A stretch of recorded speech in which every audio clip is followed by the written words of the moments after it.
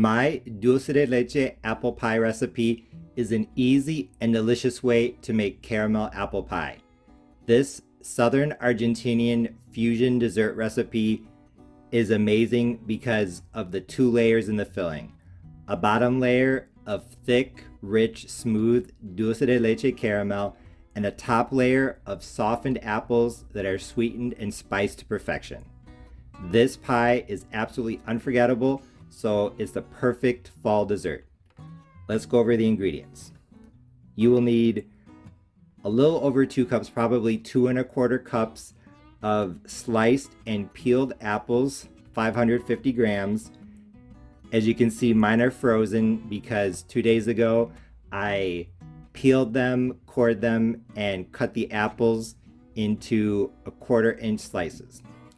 You can use whatever type of apple you want, but I highly suggest using golden delicious apples because, in my opinion, they're the perfect combination of sweetness, tartness, and texture.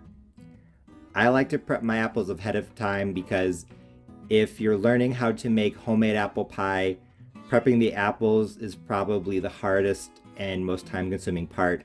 So I just think it's a lot of work to do on one day, but I know a lot of you at home, you're just going to take fresh apples like these and peel them, core them, and cut them up the same day that you make your pie, and that's totally fine because we're actually going to cook these in the microwave to soften them. So like I said, it doesn't matter if they're frozen or fresh. You will also need one 14-ounce can of dulce de leche. If you've never had dulce de leche, it's a type of caramel from Latin America. It's especially popular in Argentina and Uruguay. It's thick, it's rich, it's amazing. In the United States, it's mostly sold in 14-ounce sweet condensed milk cans, but if you don't have access to that, later on in the video, I will explain how to make homemade dulce de leche with sweet condensed milk. We have to sweeten up the apples, so we're going to need 1/3 cup of white sugar, 70 grams, 1/3 cup of light brown sugar, 80 grams. For spices, 1/2 teaspoon of cinnamon, 1/4 teaspoon of ginger, an 1/8 teaspoon of nutmeg, and also an 1/8 teaspoon of salt to balance everything out. You also need 2 tablespoons of cornstarch to thicken up the juice. Now I almost forgot, when you prep the apples, you're going to want to put some lemon juice on them so they don't turn brown. I would use about 2 tablespoons of lemon juice just to make sure they don't turn brown, and some of that lemon juice is going to get into the pie filling and help balance out the flavors. So just be sure to add about 2 tablespoons of lemon juice to the filling, and that's going to get into the filling by, like I said, putting the lemon juice over the prepped apples. You're going to need a bottom 9-inch crust, a top 9-inch crust as well, and on top of the pie I'm going to add 1 tablespoon of light brown sugar and 1 tablespoon of white sugar. So the first step in making this dulce de leche caramel apple pie is softening the apples. I'm just going to do it in the microwave because it's quick. So I am going to first try to defrost them and then cook them, not to where they're mushy, but just to where they're soft. My apple slices are now softened. It took about 7 minutes in total from frozen. I microwave them on high, 1 or 2 minutes at a time, stirring after each increment. Like I said, they're nice and soft now. Whether you use fresh or frozen apples, I think you should soften them in the microwave because the dulce de leche is soft, and sometimes apples and apple pie can be kind of hard, and I think that if the apples are hard and the dulce de leche caramel is soft, the texture is going to be off. So if you're using fresh apples, it won't take 7 minutes, maybe 5. Just keep an eye on it. Now I am going to par bake the bottom crust. So this is just to make sure that it doesn't turn out soggy. So I'm going to take my bottom crust that's in my pie plate. I'm just gonna take a fork and prick it maybe 8 to 10 times. This is just to prevent air pockets from forming, and I'm gonna bake it uncovered, nothing in it, at 350 for about 5 minutes. This will help to make sure that the bottom crust doesn't turn soggy. And while the bottom crust is in the oven, I'm actually gonna put my apples into the refrigerator, because when I add the cornstarch, I don't want these to be hot. This cornstarch does not like to be added to hot liquid. So this into the oven, this into the refrigerator, and I'll bring you back. The bottom crust is now done par baking. So now I'm going to add my dulce de leche. I think it's probably best to add the dulce de leche on the bottom, because I think it would be really difficult to spread out on top of the apples. So I'm just going to take my 14-ounce can, like I said. I'm going to put it in chunks, and then I'm going to take my spoon and just spread it out. There are actually different types of dulce de leche caramel. Some are runny, almost like a chocolate sauce that you would pour on top of ice cream, and some are thicker like this. You want the type of dulce de leche that is thick, because the type that you can squeeze out of a bottle, it is not going to be thick enough, so when you slice your pie, it's going to run out. You could drizzle that on top when the pie is done, but like I said, for the filling, you need some dulce de leche caramel that is thick. If you cannot find this, you can make it on your own. Just get a 14-ounce can of sweetened condensed milk, put it in a pot of water covered by at least 1 inch of water, turn the heat on to high, bring it to a boil, and then time it for 3.5 hours. Adding more water every half hour to make sure it's covered by at least 1 inch. I usually would give it maybe 2 inches. And once it's done, turn off the heat, and you keep it on high heat the whole time that it boils. Let it cool down, and then that should give you some homemade dulce de leche that is thick enough for your pie. So, like I said, once the caramel is in the pie crust, just smooth it out like this. The dulce de leche is now spread out in the bottom of the pie shell. I wanted to mention that I just waited maybe 2 to 3 minutes to spread it out, so you don't have to wait for it to cool down. Now it's time to add the sugar to the apples. So, like I said, 1/3 cup of white sugar, 1/3 cup of light brown. I like this combination of white and light brown, but you can use what you want. My spices, I used to just do 1/2 teaspoon of cinnamon in my apple pie, but I have started adding ginger and nutmeg. If you just want to do cinnamon, you definitely can. I used to be one of those who didn't like to add a lot of spices to my apple pie. I don't think this is a lot of spice anyway with just the cinnamon, nutmeg, and ginger. But like I said, if you want to be conservative, just do 1/2 teaspoon of cinnamon. There, and now the cornstarch, 2 tablespoons or 20 grams. I'm gonna stir that in. I'm just gonna pull over the bottom shell, and I'm gonna pour in the apple filling. And then very carefully, I am going to spread it out on top of the dulce de leche caramel. Want to distribute the apples and juice as evenly as possible. Now it's time to put on the top crust. I always roll out my pie crust between 2 pieces of wax paper. If you buy a store-bought crust, it's probably going to be between wax paper or plastic. So just peel off one of the pieces and position it like this. I know it looks intimidating, but putting on the top crust of a pie is not as bad as it seems. So just have your pie crust like this, grab it with both hands, and then just place it on top of the pie like that, centered if possible. Mine wasn't very centered, but that's okay. And this is kind of an old crust, so it's ripping a little bit, but I just wanted to get this recipe done.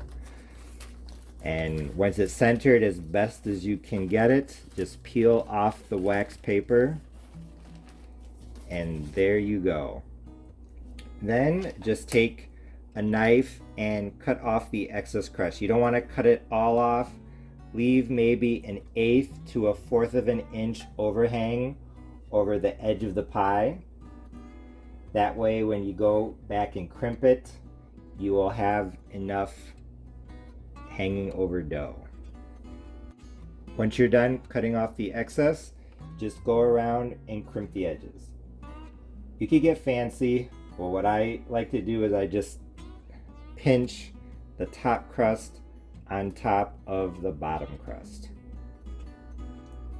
Nice and quick and easy.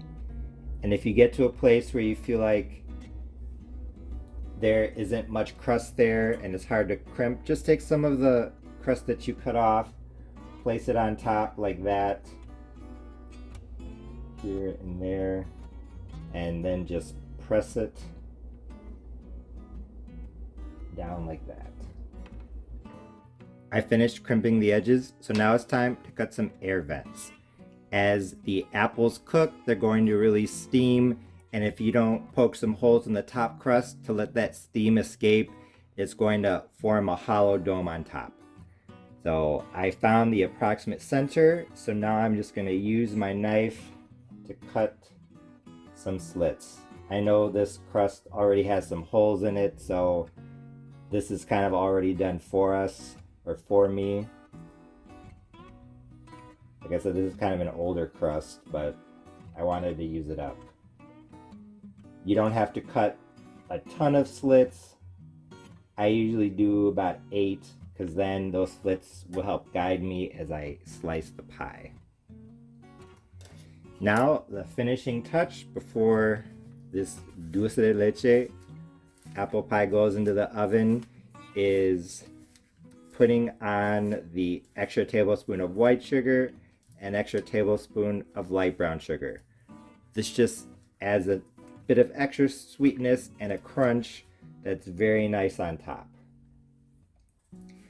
This is going to go into a 350-degree oven, uncovered. I'll let you know for how long. And notice it's on a pizza pan. I highly recommend any pies, especially fruit pies, and especially this one because it's so full. Bake it on a cookie sheet or a pizza pan, just so that in case your pie boils over, it doesn't get onto the bottom of your oven, because that's very difficult to clean. My pie just came out of the oven.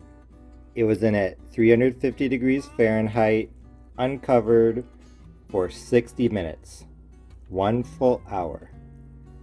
Honestly, I could have taken it out of the oven at 55 minutes, but I wanted to get the crust a little bit more brown. It did start to boil over on the side here after the 55-minute mark, but that's okay.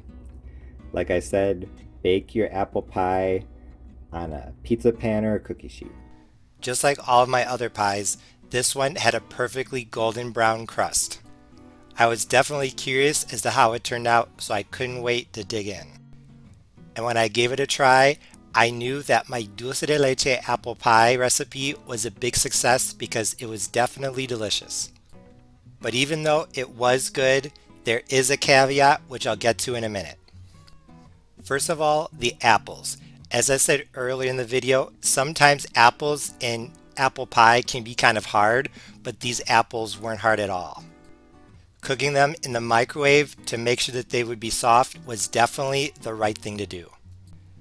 And the apple filling was very flavorful, not only because of the light brown sugar, but also because of the combination of spices. Like I said earlier in the video, I used to be really against adding a lot of spices to apple pie. I felt like some apple pies tasted more like spices than apples. I still think that some apple pies have too much in the way of spice, but this one was just perfect. So if you're hesitant to add spices to your apple pie, go with my recommendations. The flavor of the dulce de leche caramel was very strong in this pie. I could taste it in each and every bite. Combined with the slightly buttery homemade pie crust and the extra sprinkling of sugar on top, this dulce de leche caramel apple pie recipe was very delicious. However, I do have to point out that I felt like the texture of the dulce de leche was a bit off. Usually it's thick, rich, creamy, velvety. The texture is just awesome. But I think that when the caramel mixed with the juice from the apples inside of the pie and the two boiled together, it altered the texture of the dulce de leche. It's really hard for me to describe exactly how it turned out, but it definitely wasn't as smooth as I was expecting. As you can see here, maybe slightly grainy would be the right way to describe the texture. Was the texture bad? No, it wasn't bad, but honestly, it definitely was not an improvement. I also thought that this pie bordered on being too sweet. If you watch my YouTube channel, you know that I like desserts, but even though I do like desserts, I don't like my desserts to be too sweet. I don't think that dulce de leche is as sweet as normal caramel is, so I wasn't expecting this pie to be too sweet. But for some reason, the combination of the sugar in the apple filling, the natural sugar in the apples, and the dulce de leche caramel made this pie almost too sweet for me.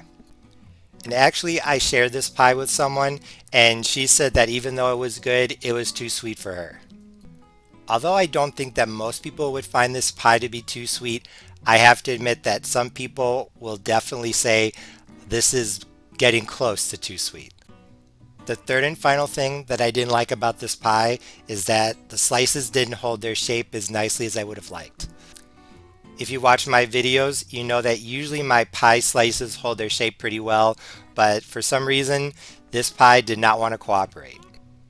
In spite of my criticisms, I still think that this dulce de leche apple pie recipe was a success.